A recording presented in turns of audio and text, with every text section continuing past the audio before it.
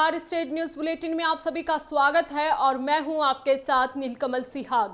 पहले रुक करते हैं हेडलाइंस की ओर। राजस्थान में पंचायत चुनाव के दूसरे चरण का मतदान आज सुबह 7:30 से शाम 5:30 तक होगी वोटिंग। हाथरस की घटना की छोटी बात बताने के विरोध में राष्ट्रीय विकलांग पार्टी ने मंत्री का पुतला फूंका। पति, सास व ससुर पर दहेज हत्या का आरोप। 3 साल पहले हुई थी विवाहिता की शादी। और अब खबरें विस्तार से।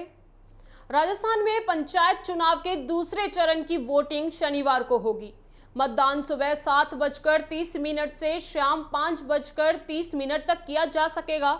मतदान खत्म होने के फौरन बाद मतों की गिनती की जाएगी। वोटिंग ग्राम पंचायत मुख्यालय पर होगी। मतगणना के बाद चुनाव के परिणाम भी घोषित कर दिए जाएंगे। अब 4 अक्टूबर को उप सरपंचों का चुनाव होगा। आपको बता दें कि दूसरे चरण में 1028 ग्राम पंचायतों में चुनाव होगा। मतदान से पहले राज्य निर्वाचन आयोग ने पर्यवेक्षकों से फीडबैक भी लिया। आयोग के आयुक्त ने कोरोना प्रोटोकॉल संबंधी जरूरी निर्देशों का पालन करने की नसीहत दी है।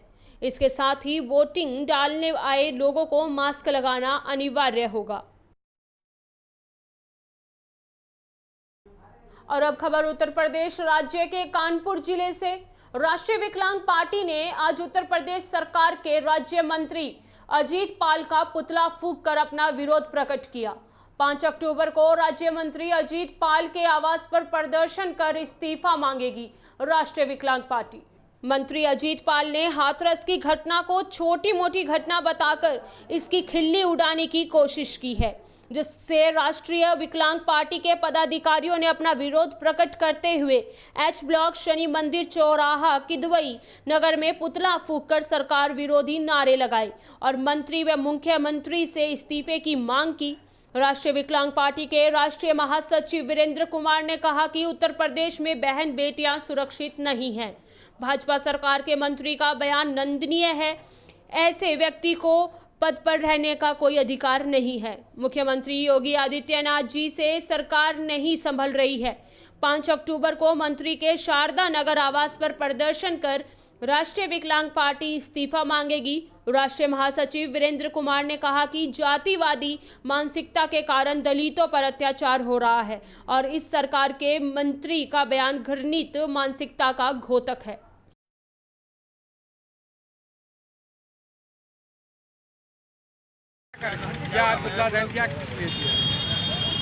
आज उत्तर प्रदेश सरकार के माननीय मंत्री अजीत पाल जी द्वारा हाथरस की घटना पर ये कहा गया है कि ये होता रहता है, ये छोटी मोटी घटनाएं हैं, इस पे राजनीति हो रही है। एक हमारी बहन जिसके साथ बलात्कार हुआ, जिसकी हत्या हुई और पुलिस प्रशासन और सरकार साक्ष्य मिटा रही है, आरोपियों को बचा रही है, उस पर कार्रवाई करने की बजाय ये कहा जाना प्रदेश सरकार के मंत्री को कि वो छोटी मोटी घटनाएं हैं, उनके घर की बहन बेटियों के साथ अगर ऐसी घटना हो जाती तो क्या बताते वो? क्या वो भी यही बयान करते? तब भी राष्ट्रीय विकलांग पार्टी इसका विरोध करती है। आज हमने उनका पुतला फूंका है और 5 तारीख को उनके आवास से प्रदर्शन करेंगे, उनसे इस्तीफा मांगेंगे। और वहीं स्वर्ण नगरी जैसलमेर में उद्योगों को सुविधा देने के नाम पर रिको द्वारा हर साल करोड़ों रुपयों का सर्विस चार्ज वसूला जा रहा है, लेकिन सुविधाएं नहीं मिलने एवं करोड़ों रुपए का सर्विस चार्ज देने के बाद उद्योगपति अपने आप को ठगा सा महसूस कर रहे हैं। गौरतलब है कि नगर पालिका द्वारा 1985 में रिको इंडस्ट्रियल में प्लॉट आवंटित किए थे। उसके बाद से रिको कॉलोनी में सुविधाओं को लेकर Rajasthan state industrial development and investment corporation विभाग कोई कार्रवाई नहीं कर रहा। रिको औद्योगिक क्षेत्र के बिगड़ते स्वरूप को लेकर न तो विभाग द्वारा कोई उचित कदम उठाए जा रहे हैं और न ही स्थानीय प्रशासन द्वारा। इस कारण इकाई मालिकों की मुश्किलें बढ़ चुकी हैं। रिको औद्योगिक क्षेत्र में बिजली, पानी, सड़क व ड्रेनेज सिस्टम जैसी मूलभूत सुविधाओं का टोटा है। इसके चलते लोगों में औद्योगिक क्षेत्र के प्रति रुझान घटता जा रहा है। रिको इंडस्ट्रीज एरिया की सड़कें पिछले कई सालों से दुर्दशा का शिकार हो चुकी हैं। सड़कों पर बड़े बड़े गड्ढे हो गए हैं, साथ ही सड़कों से डामर ही गायब हो चुकी है, जिसके चलते छोटे बड़े वाहन चालकों को भारी परेशानी का सामना करना पड़ता है। साथ ही कई बार तो बड़े बड़े ओवरलोड वाहन इन गड्ढों में धंस जाते हैं, जिसे बड़ी मशक्कत के बाद बाहर निकाला जाता है। क्षेत्र में पानी की निकासी के लिए कोई प्रकार की व्यवस्था नहीं है। औद्योगिक क्षेत्र में ना तो नाली बनी हुई है और ना ही कोई सीवरेज जैसी व्यवस्था है। क्षेत्र का सारा पानी सड़कों पर ही बिखरा रहता है। उद्यमियों का कहना है कि पिछले कई सालों से रोड लाइटें खराब पड़ी हैं। विभाग द्वारा रोड लाइटों की मरम्मत करवाने के लिए कोई कदम नहीं उठाया जा रहा, जिसके चलते रात के समय काफ़ी परेशानी का सामना करना पड़ता है। आपको बता दें कि रिको इंडस्ट्रीज एरिया में हर साल औसतन 1 लाख रुपए हर उद्यमी द्वारा विभाग को जमा करवाए जाते हैं। विभाग द्वारा उद्यमियों से सर्विस चार्ज, आर्थिक किराया व विकास शुल्क के नाम पर पैसे तो ले लिए जा रहे हैं, लेकिन उन्हें मूलभूत सुविधाओं तक उपलब्ध करवाने की जहमत नहीं उठाई जा रही, जिससे उद्यमियों में विभाग के प्रति रोष व्याप्त हो गया है।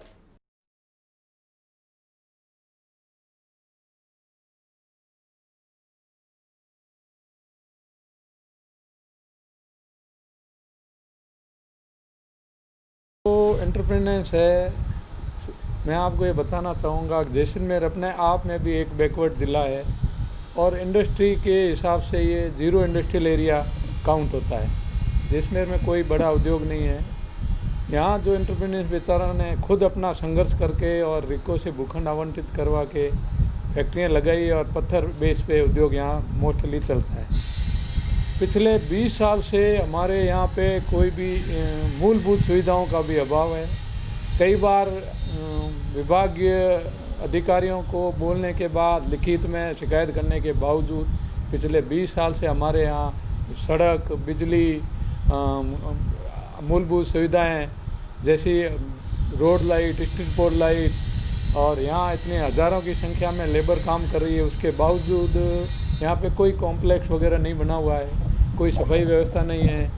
रोडों पे जहाँ जहाँ देखो कचरे के ढेर, अतिक्रमण और इवन यहाँ के अधिकारी इतनी कुंभकर्णी नींद में सो रहे हैं कि उन्हें पता ही नहीं है कि उनके इस प्रॉपर्टी पर या रोड पर यहाँ जितने खुले ओपन लैंड थी जो गार्डन के लिए छोड़ी हुई थी, आज लोगों ने उन पर पक्के निर्माण कर लिए, कमरे बना दिए, कब्जे कर लिए और विभाग बिल्कुल उनकी तरफ ध्यान नहीं दे रहा है। और अब खबर राजधानी जयपुर से।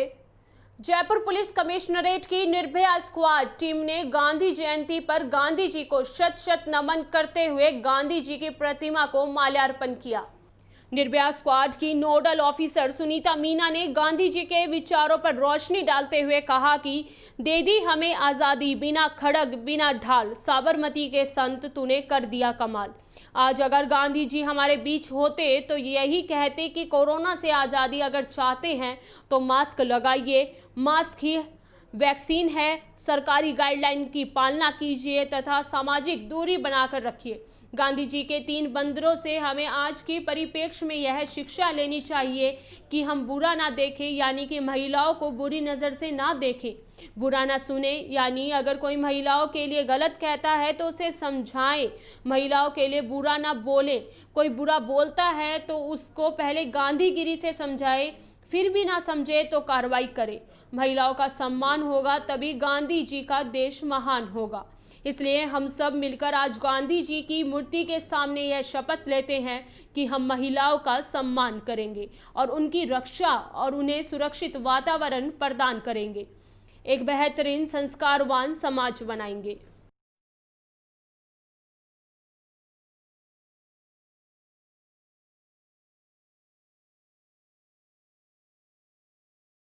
संदेश आप देना चाहते हैं? आज 2 अक्टूबर है, गांधी जयंती है और आज हम एकत्र हुए हैं गांधी जयंती बनाने के लिए और मैं सभी से यही संदेश देना चाहूँगी कि दीदी जी ने आज़ादी हमें बिना खड़ग बिना ढाल, साबरमती के संत तुमने कर दिया कमाल। साबरमती के जो संत हैं उन्होंने इतना बड़ा कमाल किया, हमें आज़ादी दी, और वो भी अहिंसा के बल पर, यानी कि अहिंसा में बहुत बहुत और बहुत दम है, और उसी के द्वारा हम लोग हमेशा आगे बढ़ते आए हैं और आगे बढ़ेंगे। यही संदेश सारी जनता को हम देना चाहेंगे कि अहिंसा पर ध्यान रखें और हिंसा ना करें। साथ ही हम कहना आएंगे हैं कि अगर गांधी जी हमारे बीच में आज होते तो वो ये कहते कि कोरोना से अगर आपको आज़ादी चाहिए तो मास्क लगाइए, क्योंकि मास्क ही वैक्सीन है। हाथ धोते रहिए क्योंकि यही वैक्सीन है। सैनिटाइजर यूज़ कीजिए, सोशल डिस्टेंसिंग यूज़ कीजिए, क्योंकि यही अभी वैक्सीन है। यही हम सभी का संदेश है कि आज हम सब मिलकर प्रण लें गांधी जयंती पर कि हम लोग मास्क लगाएंगे और सभी को मास्क लगाने के लिए प्रेरित करेंगे। साथ ही एक संदेश और लेंगे आज हम सभी कि गांधी जी ने जो अपने 3 बंदरों के द्वारा हमें शिक्षा दी थी कि बुरा मत बोलो। हम यही कहना चाहेंगे कि महिलाओं के लिए प्लीज़ बुरा मत बोलो। अगर कोई बोलता है तो एक्शन कीजिए। बुरा मत देखो, महिलाओं को बुरी नज़र से मत देखिए, अन्यथा आप लोगों को बहुत भुगतना पड़ सकता है। बुरा मत सुनो, अगर कोई महिलाओं के लिए बुरा कहता है तो बुरा मत सुनिए और तुरंत कार्रवाई कीजिए। यही शिक्षा आज हम सब मिलकर लेंगे और प्रण लेंगे कि महिलाओं का सम्मान करेंगे, साथ ही प्रण लेंगे कि लगातार मास्क का प्रयोग करेंगे। जय हिंद, जय भारत। और अब खबर चूरू जिले के सरदार शहर क्षेत्र से। भानीपुरा थाने में पति, सास व ससुर के खिलाफ दहेज हत्या का मामला दर्ज हुआ है। एएसआई रिचपाल सिंह ने बताया कि भोजासर छोटा निवासी बिरबल दास स्वामी ने रिपोर्ट दी कि उसकी बेटी सरोज की शादी 3 साल पहले रातूसर निवासी किशन दास स्वामी के साथ हुई थी। शादी के बाद अधिक दहेज के लिए तंग, परेशान एवं मारपीट करने लगे। अधिक दहेज की मांग पूरी नहीं करने पर गुरुवार को शाम पति किशन दास स्वामी, ससुर महावीर दास व सास ने उसकी पुत्री सरोज को जहर देकर मार दिया। सूचना पर पुलिस मौके पर पहुंचकर शव को कस्बे के राजकीय अस्पताल की मोर्चरी में रखवाया तथा शुक्रवार को सुबह पोस्टमार्टम कराकर शव परिजनों को सौंप दिया। मृतिका के एक पुत्री है। पुलिस ने दहेज हत्या का मामला दर्ज कर जांच शुरू कर दी है।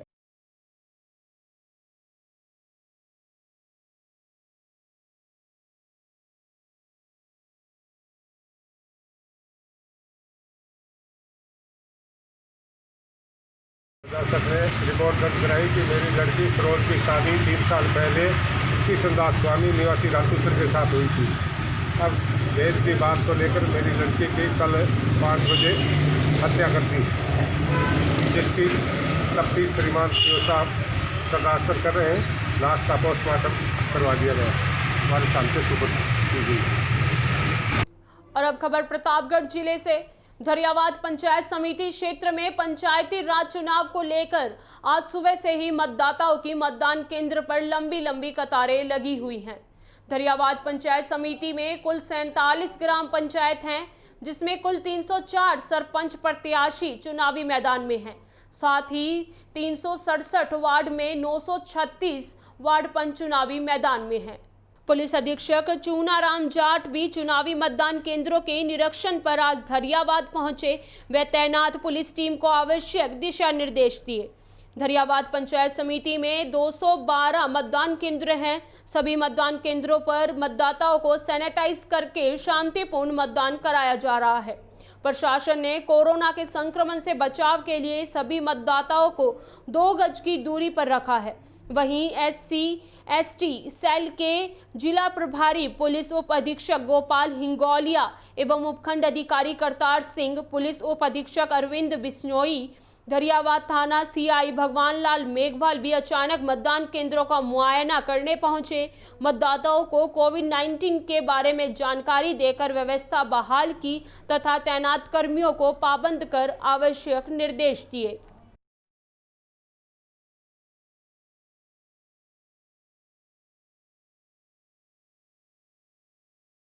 धरियावाद पंचायत समिति क्षेत्र में पंचायत राज चुनाव को लेकर आज सुबह से ही मतदाताओं की मतदान केंद्र पर लंबी लंबी कतारें लगी हुई है।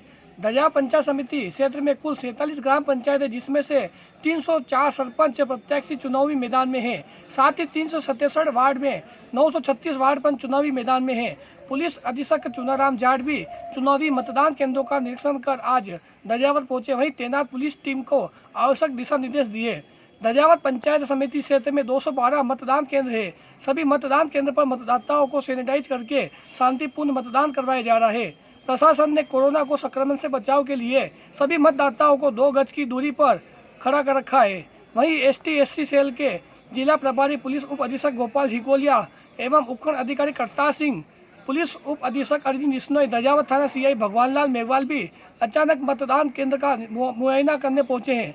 वहीं मतदाताओं को कोविड-19 के बारे में जानकारी देकर व्यवस्था की बहाल की तथा तैनात कर्मियों को पाबंद कर आवश्यक दिशा निर्देश दिए। दजावत से हितेश पालीवाल की रिपोर्ट। समिति के जो 212 पोलिंग बूथ है, जो 47 ग्राम पंचायतों के हैं, उनमें सभी में शांतिपूर्वक मतदान चल रहा है और कहीं से भी किसी भी मशीन के खराब होने की शिकायत नहीं आई है और सब जगह अच्छी वोटिंग चल रही है। सब जगह सोशल डिस्टेंसिंग की पालना करवाई जा रही है और जो वहाँ एंटर होने वाले हैं मतदाता उनकी सैनिटाइजेशन का कार्य भी किया जा रहा है। कोविड-19 की पालना करते हुए हम मतदान करवा रहे हैं और मुझे पूरी उम्मीद है कि हम शांतिपूर्वक और निष्पक्ष मतदान करवाएंगे। और वहीं चित्तौड़गढ़ जिले में श्री दीपक भार्गव, जिला पुलिस अधीक्षक चित्तौड़गढ़, ने बताया कि बजरी माफियाओं के खिलाफ कार्रवाई करने हेतु चलाए जा रहे अभियान के दौरान दिनांक 2 सितंबर 2020 को सरिता सिंह अतिरिक्त पुलिस अधीक्षक जिला चित्तौड़गढ़, अमित सिंह पुलिस उपाधीक्षक चित्तौड़गढ़ के निर्देशन में विशेष टीम प्रभारी श्री शिवलाल मीना के नेतृत्व में पवन कुमार हेड कानी में जिला विशेष टीम एवं थाना सदर चित्तौड़गढ़ से सुरेंद्र सिंह हेड कांस्टेबल में जाब्ता ने संयुक्त रूप से सदर चित्तौड़गढ़ थाना अंतर्गत भीलवाड़ा चित्तौड़गढ़ हाईवे पर नरपत खेड़ी पुलिया के पास नाकाबंदी शुरू की, जहां पर भीलवाड़ा की तरफ से बजरी से भरे हुए 4 डंपर व एक ट्रेलर आए, जिनको रुकवाकर चेक किया गया तो उनके पास भी कोई वैध रॉयल्टी रसीद वगैरह नहीं होने से 4 डंपर व एक ट्रेलर को उनके चालकों सहित डिटेन कर नाम पता पूछा तो उन्होंने अपना नाम कैलाश पिता रतन गुज्जर निवासी बिलिया कला थाना हमीरगढ़ भीलवाड़ा, उकारलाल पिता छगनलाल मीना निवासी उमरदा थाना धमोतर प्रतापगढ़, खातूराम पिता राम मीना निवासी उमरदा थाना धमोतर प्रतापगढ़, मुकेश पिता देवीलाल बंजारा निवासी मगाना थाना कपासन, कन्हैया लाल पिता मन्ना लाल मेघवाल निवासी दडौली थाना दिकेन मध्य प्रदेश होना बताया। उक्त एक ट्रेलर और 4 डंपरों को मैं उनके चालकों सहित थाना सदर चित्तौड़गढ़ पर खड़े कराए गए, जिनके खिलाफ माइनिंग विभाग के कार्यदेशक जमुना शंकर गुज्जर द्वारा नियमानुसार कार्रवाई की जा रही है।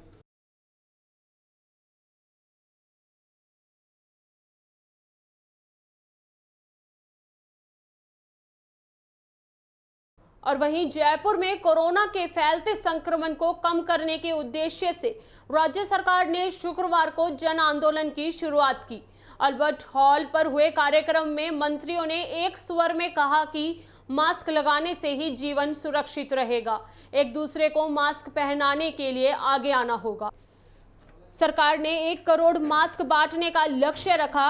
कार्यक्रम में बतौर मुख्य अतिथि मुख्यमंत्री अशोक गहलोत को आना था, लेकिन खराब स्वास्थ्य की वजह से वह नहीं पहुंच पाए। ऐसे में मास्क का नियमित उपयोग, सोशल डिस्टेंसिंग और सैनिटाइजेशन का ध्यान रखना होगा। राज्य की परंपरा रही है कि ऐसे मौकों पर सब एकजुट रहना चाहिए। चिकित्सा एवं स्वास्थ्य मंत्री रघु शर्मा ने कहा कि जब राज्य में पहला केस आया उस समय जांच की सुविधा तक नहीं थी। 7 माह में कोरोना से लड़ने के लिए सरकार ने कोई कसर नहीं छोड़ी। सोशल डिस्टेंसिंग और मास्क लगाना जरूरी है। प्रदेश अध्यक्ष गोविंद सिंह डोटासरा, परिवहन मंत्री प्रताप सिंह खाचरियावास ने भी मंच से मास्क पहनने और सोशल डिस्टेंसिंग की पालना की अपील की। अल्बर्ट हॉल में सभा को संबोधित करने के बाद राजस्थान प्रदेश मंत्री सालेह मोहम्मद, अशोक चांदना व रफीक खान ने घाट गेट चौराहे से रामगंज चौराहे तक पैदल मार्च करते हुए आमजन को मास्क वितरित किए और सोशल डिस्टेंसिंग की पालना करने की हिदायत दी।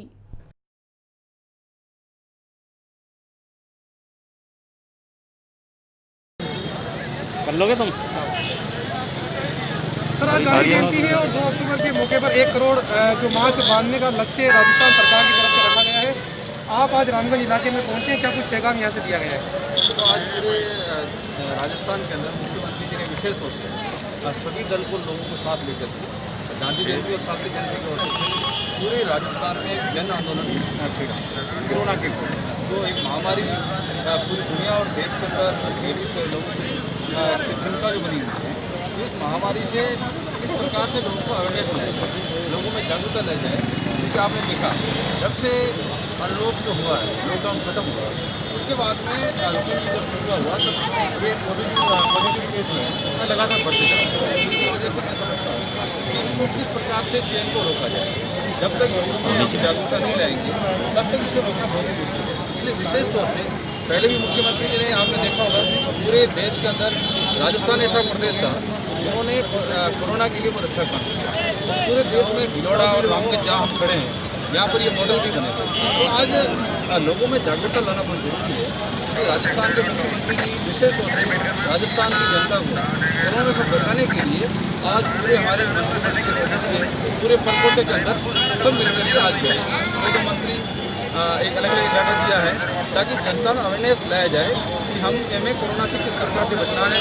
मास्क हमें 1 महीने तक लगातार लगा के रखना है, सोशल डिस्टेंसिंग का ध्यान रखना है। इन तमाम चीज़ों का ध्यान रख करके हमें जनता के लिए काम करना है। आज जयपुर के अंदर है, कल पूरे प्रदेश के अंदर अपने परिवार के अंदर मुख्यमंत्री जाएगा तो पूरे राजस्थान में एक माहौल बनेगा कि जनता में अवेयरनेस लेगा। सर, बात गाइडलाइन की आती है, आप इस तरह से अलग थलग कर रहे थे, लेकिन आपके लिए कुछ विधायक हैं जनता के बीच में काफ़ी ज़्यादा के साथ चलते हुए नजर आ रहे थे। कहीं ना कहीं सोशल डिस्टेंसिंग जरूर मैं समझता हूँ युवा लोगों में यही हमें जागरूकता लाना है। अभी तक वो समझ नहीं पा रहे हैं कि ये जो बीमारी है, इस बीमारी से हमें किस प्रकार से बचना है, अपने अपने परिवार को बचाना है। यदि हमें थोड़ी भी हमारे में चूक हो गई तो मैं समझता हूँ बहुत बड़ी गलती हमारे से हो जाएगी। ये अवेयरनेस लाने के लिए ही मुख्यमंत्री ने ये अभियान छेड़ा है। तो मैं समझता हूँ इससे ये कि संदेश आएगा और लोगों को समझ आएगी कि हमें सोशल डिस्टेंसिंग का ध्यान रखना पड़ेगा और हमें मास्क लगाना पड़ेगा। और हमें इस बात की खुशी है कि आज जब से हम घाट गेट से लेकर यहाँ तक आए, हर आदमी ने मास्क लगाया और जिसने नहीं लगाया उसको हमने दिया भी और संदेश भी दिया मुख्यमंत्री जी का कि आप मास्क लगाएं, जिससे कि आपका परिवार, आपका देश, आपका प्रदेश। स्टेट न्यूज बुलेटिन में फिलहाल के लिए बस इतना ही। देखते रहिए DPK न्यूज। नमस्कार।